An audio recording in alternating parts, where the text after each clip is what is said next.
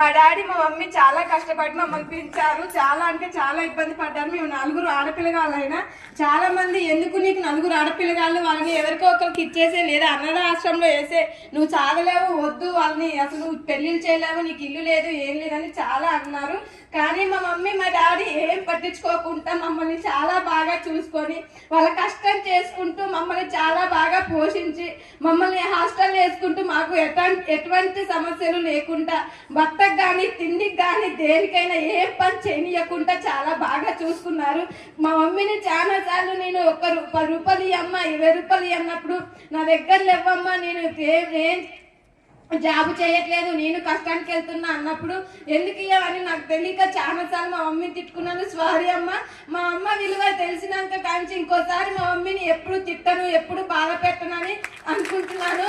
అమ్మ sorry, love you అమ్మ.